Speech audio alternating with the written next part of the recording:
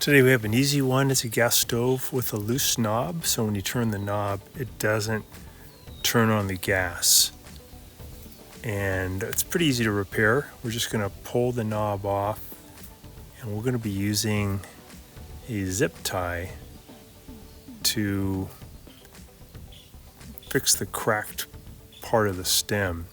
So we put it in there, try to engage the metal stem of the valve, the male part of it, with the female part of the knob, but it doesn't turn it. So we're going to use a zip tie here. We're going to close it part way and then wrap it around the end of the plastic here.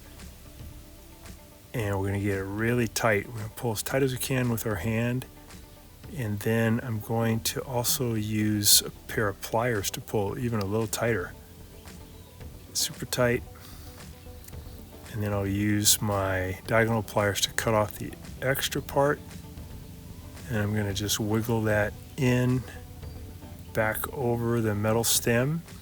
Kind of has a D shape to the metal stem, and I need to have the D shape of the knob go over that D shape of the stem. I have to line it up and then wiggle it on.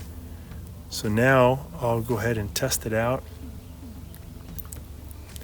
I'll turn each one, get the clicking going, get the flame. And this is a really easy way to correct these rather than having to buy a new knob. Just using a zip tie.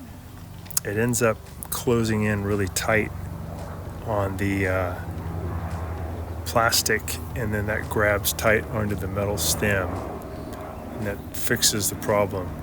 We have a nice ignition there, nice blue flame. Here's the one we fixed, comes right on. So that's great, easy to do, should just take you a couple of minutes.